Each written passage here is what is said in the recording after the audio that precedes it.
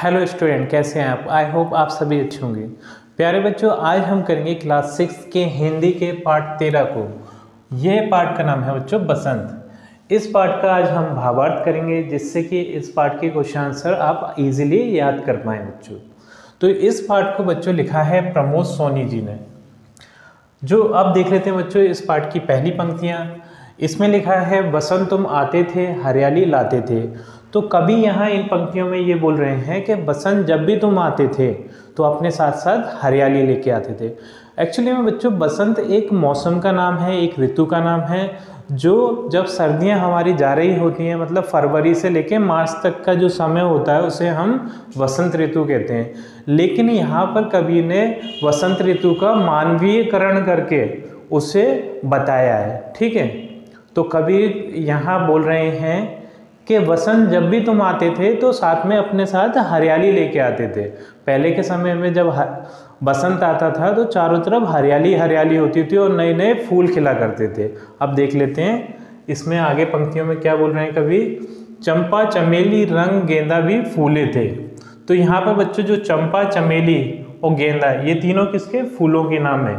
जब भी वसंत ऋतु आती है तो ये चंपा चमेली गेंदा और भी विभिन्न प्रकार के फूल खिल उठते हैं और हमें हमारी धरती बहुत ही ज़्यादा सुंदर दिखाई देती है उस टाइम पे बच्चों। आप देखें अमुआ की डाली पर डाले फिर झूले थे। तो आम के पेड़ होते हैं बच्चों, आम के पेड़ पर झूले उस टाइम पर डाल के बच्चे और बच्चियां झूला करते हैं बसंत ऋतु के समय में। जैसे कि यहाँ पर हम एक पेड़ देख रहे हैं, ठीक है, और इस पे यहाँ पर झूला डाल के बच्चे बच्चियां झूला करते हैं। ठीक है, अब यहाँ पर अगली पंक्तियों में कहा है बहती थी मस्त पवन झूम उठे पागल मन।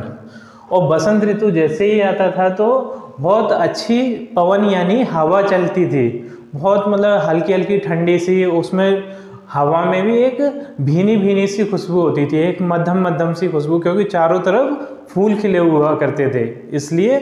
और उस ठंडी ठंडी हवा और भीनी भीनी मस्त खुशबू में जो हमारे मन है वो एकदम पागल बन के झूमने लगता था। ठीक है, अब बच्चों जो अगली पंक्तियां हैं वो हैं मोर भी नाचा था वन में मयूर संग।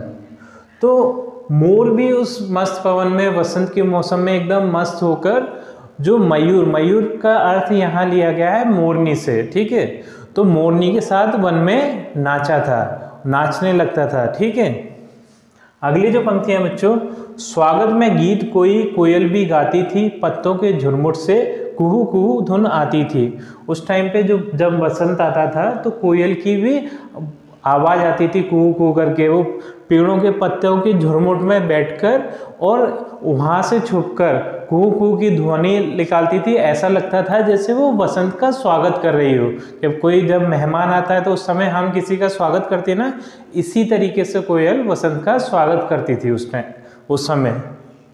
अब देखते हैं अगली लाइन में बच्चों, क्यों नहीं लगता अब जैसे तुम आए हो हरियाली मस्त पवन संग नहीं लाए हो।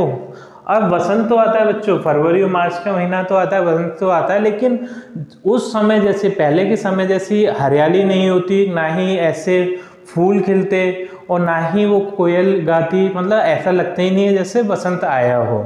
ठीक है, तो अब ऐसा क्यों नहीं लग रहा है। अब उसमें जो कवि हैं उन्होंने रीज़न दिया है, बोला बसंत फिर अब कहाँ आऊँ मैं, कट गए वृक्ष सब कहाँ ठहर जाऊँ मैं।